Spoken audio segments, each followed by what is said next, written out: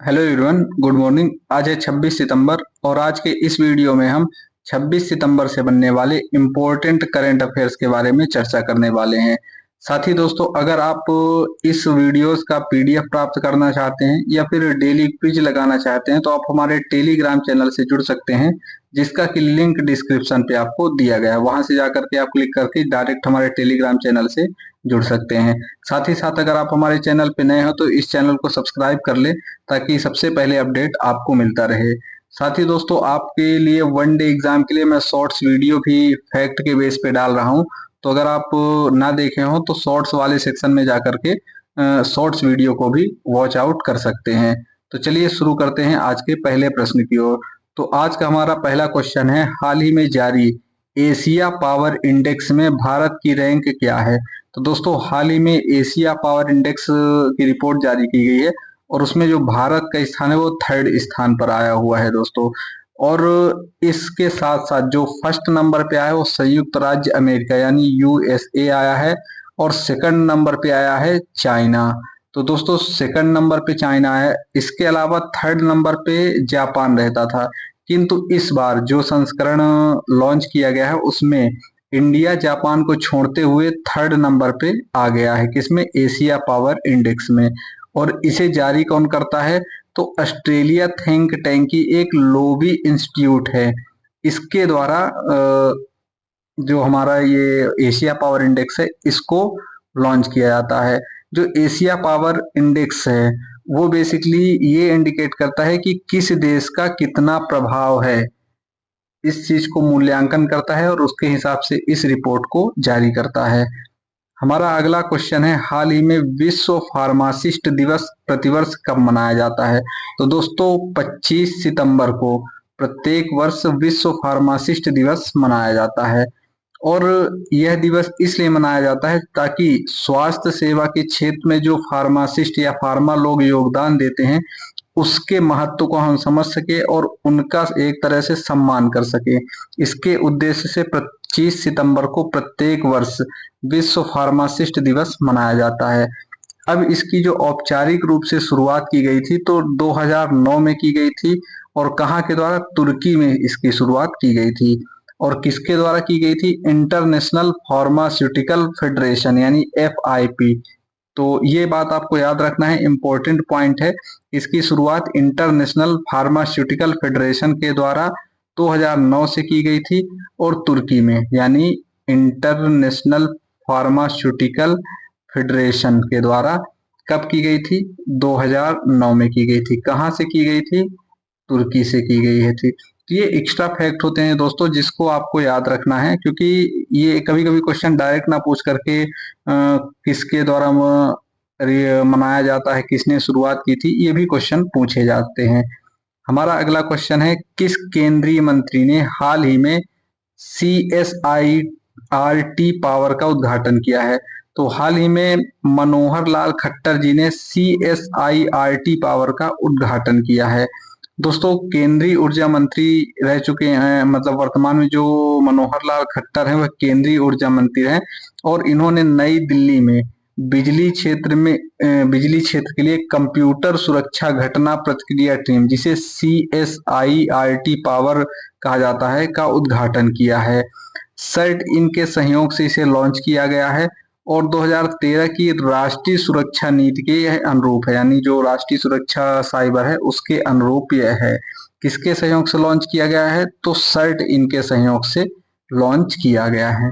हमारा अगला क्वेश्चन है, हाल ही में भारत का पहला CO2 से मेथनॉल पायलट प्लांट कहाँ शुरू किया गया है। तो हाल ही में CO2 से जो मेथनॉल का पायलट प्लांट शुरू किया गया है यह पुणे में शुरू किया गया है। तो हाल ही में पुणे में 1.4 TPD का मतलब होता है टन पर डे, तो इस क्षमता वाला पहला CO2 से मेथनॉल प्लांट को शुरू किया गया है, जिसे पायलट प्लांट बोला जाता है। और इस परियोजना का जो समर्थन किया गया है वह विज्ञान और प्रौद्योगिकी विभाग के द्वारा किया गया है। ठीक। और इसके अलावा इसमें किसने सहयोग दिया है, तो IIT दिल्ली ने और थर्मेक्स लिमिटेड के द्वारा इसको सहयोग प्रदान किया गया। किसको, CO2 से मेथनॉल पायलट प्लांट जो बनाया गया है बनाने के लिए, उसका सहयोग किया है। दोस्तों साथ ही साथ नीति आयोग भी इस पहल में कार्य कर रहा है कि जो हमारा डीजल से चलने वाली गाड़ियां हैं उसमें डीजल के साथ साथ 15% मेथनॉल मिश्रित करके चलाया जाए, ताकि जो कच्चा तेल है उसका आयात कम हो सके और कच्चे तेल के आयात के साथ साथ हमारा जो पोल्यूशन है उसको भी कम किया जा सके। दोस्तों जो CO2 से मेथनॉल बनाने की एक पायलट प्लांट प्रोजेक्ट है, इसकी जो लागत है वह 31 करोड़ रुपए है। हमारा अगला क्वेश्चन है, हाल ही में रिपोर्ट के अनुसार किन राज्यों में दलितों पर अत्याचार के सबसे अधिक मामले दर्ज किए गए हैं? तो दोस्तों इस प्रश्न का जो उत्तर हो जाएगा वह हो जाएगा उत्तर प्रदेश। उत्तर प्रदेश में हाल ही में सबसे ज्यादा दलितों पर, यानी जो SC ST है उन पर अत्याचार दर्ज किया गया है, और यह लगभग टोटल जो मामले हैं वह उसका 23.78% यह है। हालांकि ये रिपोर्ट 2022 के परिप्रेक्ष्य में दर्ज की गई है, और उसी में अगर बात करें दोस्तों सेकंड स्थान पे, तो सेकंड पे राजस्थान आता है और थर्ड पे MP आता है। यानी आपको रखना है कि अगर यूपी ऑप्शन में नहीं आता है तो आपको राजस्थान दिख जाना चाहिए, और अगर राजस्थान भी नहीं आता है तो MP। यानी इन 3 स्टेट को आपको नोट डाउन करना है कि यहाँ पास जो दलित हैं, SC ST हैं, उन पे सबसे ज्यादा अत्याचार किया जाता है, यूपी, राजस्थान और MP में। सबसे टॉप पे अगर तीनों ऑप्शन देते हैं, तीनों ही राज्यों के नाम रहते हैं, तो आपको यूपी इसमें नोट डाउन करना है और करेक्ट आंसर लगाने हैं।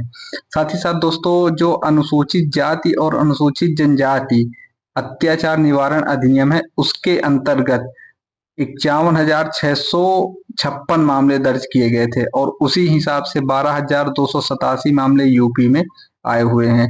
इन्हीं 13 राज्यों में, यानी कुल 13 राज्यों में सबसे ज्यादा SC ST पर जो अत्याचार है वह दर्ज किए गए हैं।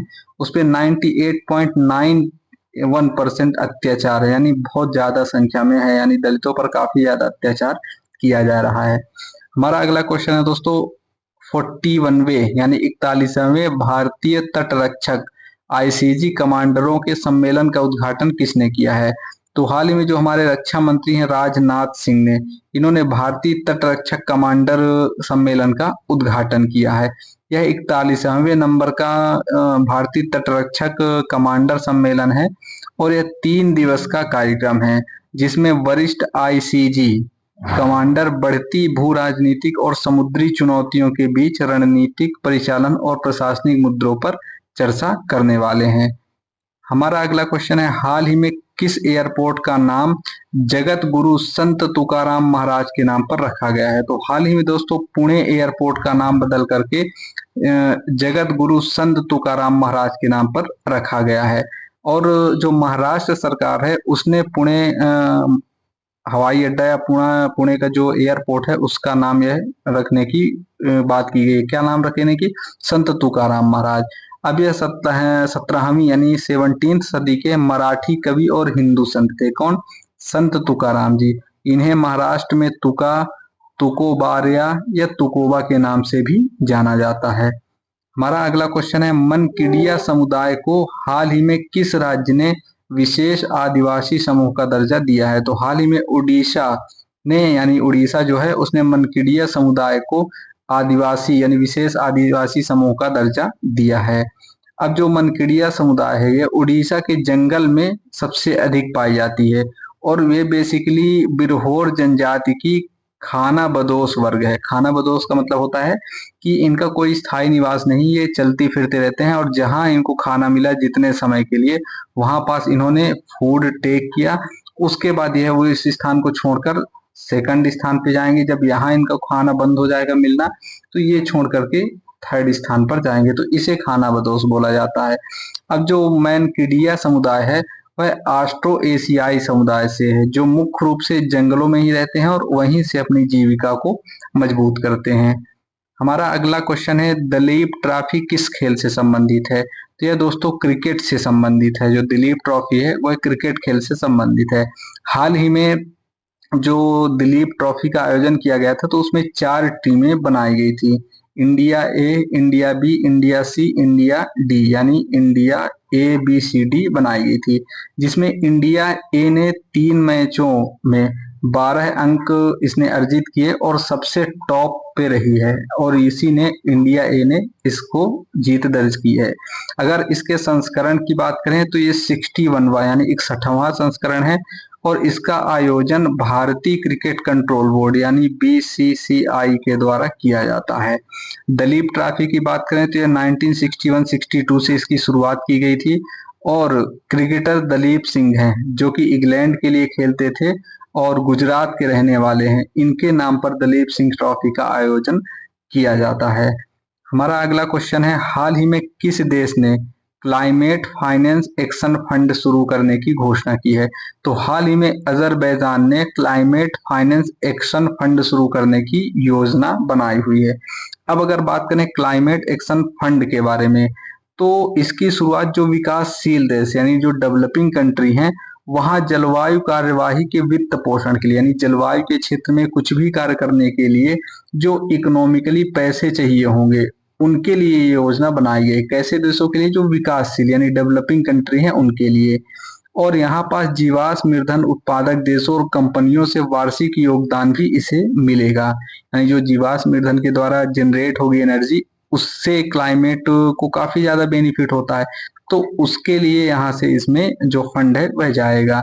यह वैश्विक तापमान को 1.5 डिग्री सेल्सियस तक सीमित करने के लिए एक प्लान बनाया गया है, ताकि जो अगली पीढ़ी है उसके लिए जो एटमॉस्फेरिक है यानी क्लाइमेट है वो सही तरीके से मिल सके। और क्लाइमेट परिवर्तन के कारण जो भी आपदाएं आती हैं उनको नियंत्रित करने के लिए भी इस योजना को शुरू किया गया है। ये रहा दोस्तों मैप में अजरबैजान जिसने क्लाइमेट फाइनेंस एक्शन फंड की शुरुआत की है, जिसकी राजधानी बाकू है। ठीक, तो दोस्तों आज के लिए इतना ही। तब तक के लिए धन्यवाद। मिलेंगे कल नेक्स्ट वीडियो में एक अच्छे करंट अफेयर्स के साथ। अगर आप इस चैनल पे नए हैं तो चैनल को सब्सक्राइब कर लें, और आपके लिए शॉर्ट्स वीडियो क्विक रिवीजन है तो अपलोड किए जा रहे हैं, तो जरूर चैनल के साथ जुड़े रहें।